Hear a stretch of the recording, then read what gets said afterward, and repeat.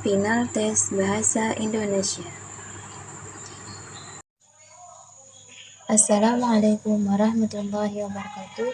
Perkenalkan, nama saya Nur Aina dengan NIM 220103020032. Jurusan Ilmu Al-Quran dan Tafsir dari lokal EAT 22C. Tujuan saya membuat video ini adalah untuk memenuhi tugas ujian akhir mata kuliah Bahasa Indonesia yang diampu oleh Ibu Fitriani, SPD, STHI, MPD. Selamat menyaksikan. Pengertian teks eksplanasi. Teks eksplanasi adalah teks yang menjelaskan tentang proses terjadinya atau terbentuknya suatu fenomena alam atau sosial.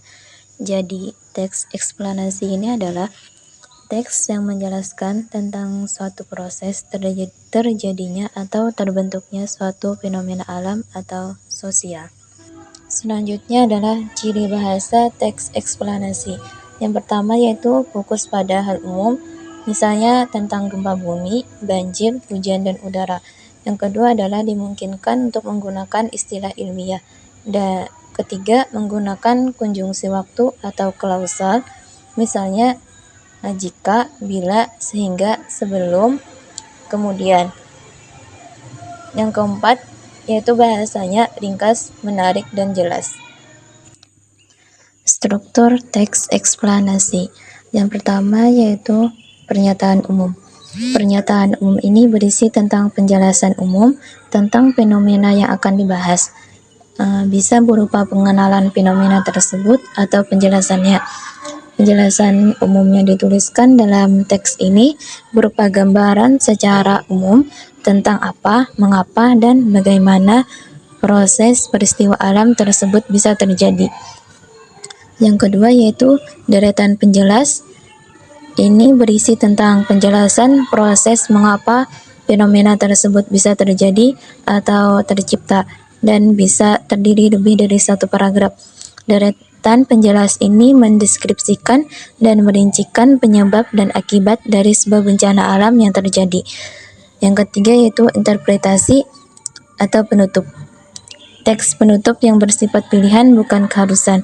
Teks penutup yang dimaksud adalah teks yang merupakan intisari atau kesimpulan dari pernyataan umum dan deretan penjelas. Opsionalnya dapat berupa tanggapan maupun mengambil kesimpulan atas pernyataan yang ada dalam teks tersebut. Selanjutnya yaitu langkah-langkah untuk membuat teks eksplanasi. Yang pertama adalah menentukan tema. Yang kedua, mencari sumber referensi. Referensi dapat diartikan sebagai bahan yang akan digunakan untuk acuan ketika akan membuat teks eksplanasi. Jika menulis teks eksplanasi dengan menggunakan referensi ini, maka hasilnya akan lebih baik. Yang ketiga yaitu membuat kerangka teks eksplanasi, dan yang keempat, menyusun atau memproduksi teks eksplanasi. Dan berikut ini adalah sebuah contoh teks eksplanasi yang berjudul Banjir.